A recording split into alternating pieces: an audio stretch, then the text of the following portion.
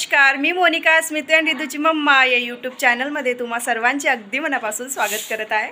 तर ना आता इव्हनिंगचे झालेले आहे 5। सगळ्या घरकामाला सुरुवात झाली। प्राची करत आहे घरातले कामं आणि मी जाते पार्लरमध्ये आहे ना प्राची। इकडे बघा प्राचीचे चालू झाले आहे कामं, प्लस रितू आहे, हडबू आवाज कमी, रितू स्पंदन झोपला, आई पण काम करत आहे। तर न गडचिरोलीला जाते जाते म्हणून न जाणं झालंच नाही, म्हणून म्हटलं चला इथेच जाऊन यावं। पटकन थ्रेडिंग करून आली, त्यानंतर बसली आणि लगेचच आत्या आल्या। तर ही आहे ब्ल्यू ड्रेसवाली मोठी आत्या, LMHला आहे, जे की नागपूरला मोठं हॉस्पिटल आहे लता मंगेशकर, त्याच्यामध्ये इंचार्ज सिस्टर म्हणून। आणि ही जी आत्या आहे ही पण जॉब करते प्रायव्हेट।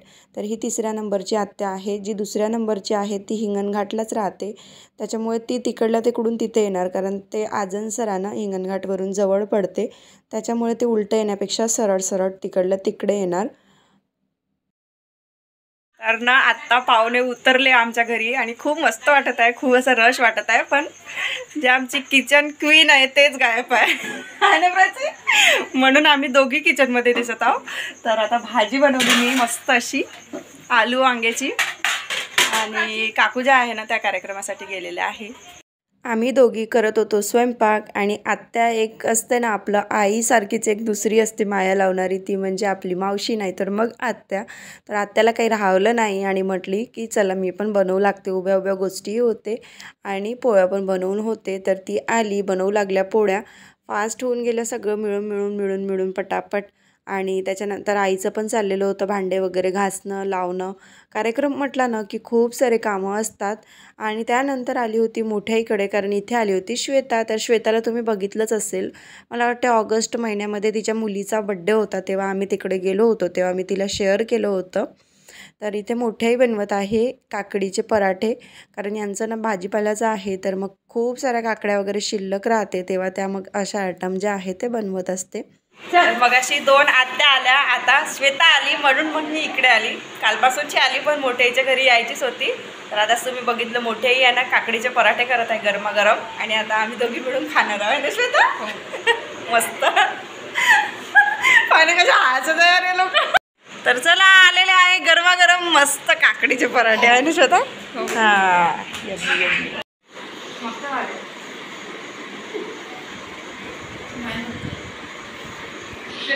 ये मुंह छुपाते हुए नाही पूछना। व्हिडिओ बंद केला, व्हिडिओ बंद केला ना अब हे अश्वी तर न श्वेता जी आहे ती कॅमेऱ्यात येण्यासाठी खूप लाजते। याच्या आधीही मी तुमच्याशी तिला शेअर केलं होतं, पण तिनं माहिती नाही कॅमेऱ्यात येण्यासाठी खूप लाजते। तरीसुद्धा तिची खूप अशी इच्छा आहे की तिने एक स्वतःचं व्लॉगिंग चॅनल ओपन करावं। त्यानंतर मी आपल्या घरी परत आली, काकूसुद्धा आलेल्या होत्या कार्यक्रमातून। नंतर ना ही जी क्लिप आहे ही 2ऱ्या दिवशीची सकाळची। तर स्मितू बघू शकता, रितू पण, डुग्गू, आरू, हे सगळे जे काही छोटी मंडळी आहे ना खूप मस्त्या करत होते या गाडीमध्ये। त्यानंतर ना आमचा जो प्रवास आहे आजनसऱ्याला जाण्यासाठी तो सुरू झाला, कारण जवळजवळ नाही म्हटलं तरी 2 तास हे लागतात शिरसीवरून आजनसरा येण्यासाठी। तर आत्याच्या गाडीमध्ये आम्ही बसलो होतो, बाकी जे मंडळी आहेत ते त्या गाडीत, कारण सामान वगैरे होतंच त्या गाडीमध्ये। तर न आजी आहे ती आमची मस्त मधात बसली होती, आणि भोजाजी महाराज की जय म्हणून आमचं चालू होतं। असा सुखरूप असा प्रवास झाला आणि आम्ही फायनली पोचलो आजनसऱ्यामध्ये। तर न प्रवास करता करता आम्ही थोडंसं हिंगणघाटला ब्रेक घेतला होता, कारण तिथे माझ्या 2nd नंबरच्या आत्याचं जे दुकान आहे तिथून न जे काही आपलं डिस्पोजलवालं जे काही असते ना वाढण्यासाठी लागते आपल्याला, पत्राडी झालं, द्रोण झाले, ग्लासेस झाले किंवा चहाचे वगैरे कप, तर ते तिथनं घ्यायचे होते त्या दुकानामधनं। आणि आत्या पण बोलत होती, पण ना बॅकग्राऊंडला साऊंड चालू होते, म्युझिक चालू होते गाडीमध्ये, म्हणून मला इथे सगळा काही जो आहे तो व्हॉइस ओव्हर द्यावा लागला, जेणेकरून आपल्या व्हिडिओला कॉपीराईट न यावा। नाहीतर मग कॉपीराईट आलं तर पुन्हा एडिटिंगची ना खूप मोठी अशी झंझट असते।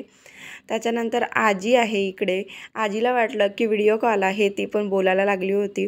श्वेता आश्वी बसलेली आहे, आणि हे जे दुकान आहे हे आहे तिचं दुकान। तर थोडंसं अर्धच खोललं, कारण आत्ता जी वेळ आहे ती दुकान लाईन खोलायची पण वेळ व्हायचीच होती। आम्ही खूप लवकर इथे पोचलो होतो, जवळजवळ 8:45 9 पण नसेल वाजले. 9च्या आधीच आम्ही इथे पोचलेलो होतो आणि सकाळी दुकानाची जी वेळ आहे खुलण्याची ती 10 नंतरच असते शायद दुकानांची. तर इथे बघू शकता इतका सन्नाटा आहे, असं वाटत आहे की 6-7च्या दरम्यान तरी असेल.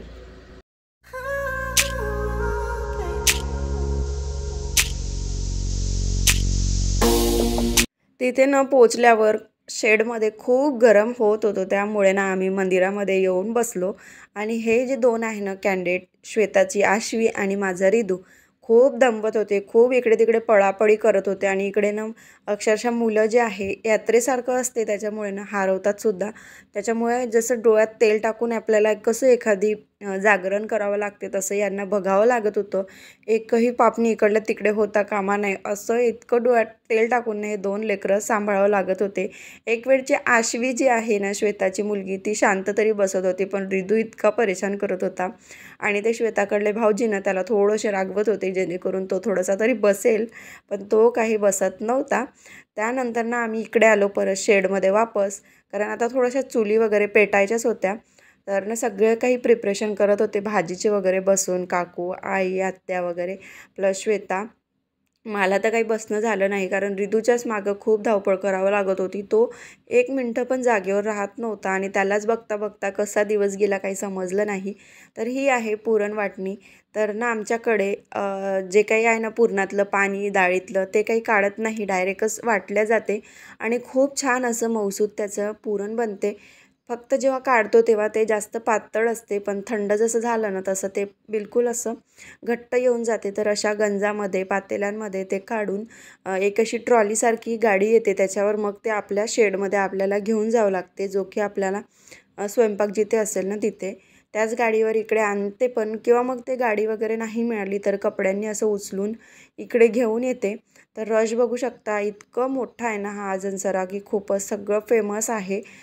जर कोणी इकडले जवळपासचे असेल माझे सबस्क्रायबर त्यांना माहीत असेल की पुरणपोळीचं नैवेद्य आणि इथलं जेच काही सत्व आहे ना ते खूप मोठ्या प्रमाणात आहे असं मानलं जाते. तर आपलं असं आहे की मानलं तर सगळंच आहे, नाहीतर काहीच नाही, पण आहे एक, कारण इतका रश बघून तुम्हाला लक्षात येत असेल की इथे किती मोठं आहेच म्हणून देवाचं. तर त्याच्यानंतर ना हा जो शेड आहे ना टिनाचा, इथे थोडंसं थंड वाटत होतं, पण हा आम्हाला अवेलेबल झाला नव्हता, कारण बुकिंग जे आहे त्या 2-2 महिन्याच्या आधीपासून असतात. आणि इथे वाढदिवस पण करतात, बारसे पण करतात, खूप काही कार्यक्रम असतात, कुणी नवसं वगैरे करतात, भरपूरसे असे कार्यक्रम असते जे की इथे येऊन केल्या जाते, कबुलल्या जाते. आणि आम्ही चाललेलो होतो थोडंसं मुलांना फ्रेश करायसाठी, त्याच्यासाठी या शेडमधून गेलो ना तेवढ्या वेळ इतकं थंड वाटत होतं आणि जो की आम्हाला शेड अवेलेबल झाला तिकडे तेवढं वाटत नव्हतं. त्यानंतर मुख्य जे हे काही आहे ना मंदिर, ते आम्हाला दर्शन मिळालं, पण तिथे शूट अवेलेबल नव्हता. तर तुम्हाला थोडंसं मी बाजूचं दाखवलं. त्यानंतर कुठल्याही मंदिरात जा, अगरबत्ती आणि नारळ फोडायसाठी ना एक सेपरेट जागा दिली जाते, तिथेच पर्टिक्युलर ठिकाणी आपल्याला अगरबत्ती आणि नारळ फोडावं लागते. तर खरंच त्या गोष्टी फॉलो करायला पाहिजे, कारण ना खूप मोठ्या प्रमाणात कचरा जो आहे तो तिथे तयार होतो, प्लस अगरबत्तीचा धूळ, त्याच्यामुळे मंदिर आतमधल्या साईडला खराब होतेच. तर थोडंसं निवांत आम्ही तिकडे पण बसलो होतो, कारण लाईनमध्ये भरपूर उभं राहिलो. त्यानंतर ही जी क्लिप आहे ही मंगळवारची 2-3 दिवसाची व्हिडिओ मिळून तुम्हाला येत आहे. आज होता डुग्गूचा वाढदिवस, 11 तारखेची ही क्लिप आहे. तर त्याच्यासाठी आम्ही आणायला गेलो होतो गिफ्ट. तर गिफ्ट आणायसाठी गेलो आणि मग परत कपड्यांच्या दुकानात घेऊन ना त्याच्यासाठी मग आम्ही एक टी शर्टीच त्याला घेऊन आलेलो होतो. आणि थीम ठेवलेली होती जीन्स आणि टॉपची. बऱ्याच दिवसानंतर मी जीन्स वेअर केला होता, प्राचीचाच होता जीन्स आणि टॉप. खूप छान वाटलं, कम्फर्टेबल वाटलं, पण तुमच्या दादांचं असं आहे की आता नाही घालायचं. पण असो कुठंतरी फिरायला जाऊ तेव्हा मी नक्की घेणार. नक्की त्या गोष्टी सगळ्या काही हळूहळू बदल होतात सगळ्यांमध्ये, तर होईलच. तर इथे डुग्गूचा जो वाढदिवस आहे ना तो साजरा चालू झाला होता. सगळ्यांनी मस्त असं वाढून घेतलं, घरच्या घरीच होता, आत्या वगैरे थांबलेल्या नव्हत्या, कारण आत्या दोघीही ड्युटीवाल्या आहेत, तर मंडेपासून त्यांचीही ड्युटी असते. आणि मलाही थांबायला जमलं नसतं जर तिथे असते तर, पण यांची ड्युटी अचानक लागली, त्याच्यामुळे मग मी पण थोडीशी थांबली 2 दिवस, नाहीतर मग मलाही स्मितूच्या स्कूलसाठी यावं लागलं असतं त्यांच्यासोबत. कारण ते गेलेले होते बाईकनी आणि बाईकनी येणं थोडंसं सोयीस्कर जाते, पटकन येते 3 तासात. नाहीतर मग बसने 5 तास तरी जातात, कारण थोडंसं स्टॉप घ्यावं लागते आणि नंतर बस मिळते. पटापट मिळाली तर 3.5 पावणे 4 तासात टच होऊन जाते गडचिरोली, पण नाही जर मिळाली तर 5 तास हे पक्के जाते किंवा पूर्ण दिवससुद्धा जातोच जातो. तर ही आहे ऋनू, हिला नाही दाखवलं होतं मी व्हिडिओमध्ये. तर ही आहे 2nd नंबरची बहीण माझी. तर ही सुद्धा ओवाळत आहे. त्याच्यानंतर श्वेताला तर मी शेअर केलंच होतं. प्राचीलासुद्धा तुम्ही बघितलं आणि तिच्याजवळ जी आहे तीच तिची मुलगी आहे. 7 महिन्याची आहे ती आता.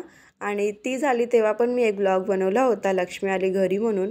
तर इथे जी बसली आहे ही श्वेताची मुलगी आहे, इकडे डुगूच्या इकडे. आणि आईसुद्धा ओवाळत आहे. सगळ्या 5 बायांनी मिळून असं ओवाळलं. छान सगळ्यांनी फोटोज वगैरे काढल्या. पण खूप गोंधळ झाला, कारण मुलं जे आहे छोटेवाले ते लवकर येऊन बसले होते आणि मुलांना वाढदिवस म्हटलं की येतातच लवकर, त्यांना तेवढं काही नसते आणि मुलांचं असतेच गडबड. त्यांना एक वाटते की युनिटीने आलं बसलं की त्यांनाही एक वेगळी उत्सुकता वाटते छोट्या मुलांना. म्हणून मग त्यांच्यासाठी ना आम्ही जास्त काही फोटोज वगैरे काढत बसलो नाही. नंतर ना त्या मुलांचं बघू शकता, गिफ्ट देण्यासाठी इतका गोंधळ होता, माझं हे माझं ते. आणि खूप मस्त वाटते मुलांना ना, खरंच वाढदिवस जो आहे ना तो छोट्या छोट्या मुलांमध्ये सेलिब्रेट केला ना त्यांना खूप खुशी होते. तर ना सगळं काही गिफ्ट वगैरे झालं आणि त्याच्यानंतर इथे बघू शकता केक कटिंग व्हायच्या आधी डुगूचं असं होतं की सगळ्यांनी गिफ्ट दिलं तर मम्मी तू मला कधी देशील. तर काकांनीसुद्धा त्याला सायकल घेतली होती, त्याच्यासाठी हा रुसला होता. आणि 2 भाऊ असेल ना तर असंच असते, मोठ्या साईजची सायकल घेतली पण ही याच्याच हिशोबाने घेतली, आरूच्या हिशोबाने. पण त्याचा तो असते थोड्या वेळासाठी तो फुगला, नंतर त्यानेच ती सायकल चालवली. खरं तर डुगूला तेच काही सायकल तेवढी जमतच नव्हती, आरूच्या हिशोबानेच ते घेतली होती. पण असते ना 2 भाऊ जर असले ना तिथं हा गोंधळ होतोच. माझ्याच घरी रिदू खूप छोटा आहे, स्मितू तरी थोडासा समजदार आहे, तरी दोघांमध्ये मस्त म्हटल्यावर हे तर थोडेसे मॅच्युअर्ड आहे, तर यांच्यामध्ये तर होणारच आणि प्रत्येकाच्या घरी असतेच. त्यानंतर केक कटिंग केली आणि नंतर लगेच नाश्ता दिला मुलांना, कारण बराच वेळ झाला होता, जवळजवळ 1 तास मुलं खेळले. कारण जरी जवळजवळ असले गावात तरी पण वेळच्या वेळी वेळात बरोबर त्यांच्या घरी ते पोहोचायला पाहिजे, म्हणून पटपट गडबड केली. मुलांनी छान नाश्ता वगैरे केला. आणि एवढा छोटा मामा आहे आमच्या मुलांना. ही आहे आश्वी, तिकडे बसला आहे आपला स्मित. तर हे तिघं जे बसलेले आहे असं वाटतं की 3 बहीण भावंडं आहे, पण मधातला त्यांचा तो मामा होतो.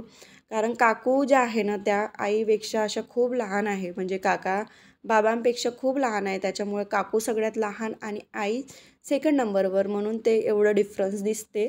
तर इथे सगळ्यांचं चालू होतं प्रिपरेशन, प्लेट सर्व करायचं वगैरे. आणि तेवढ्यात रिधू रडला, तर मी त्याला घेऊन बसली होती.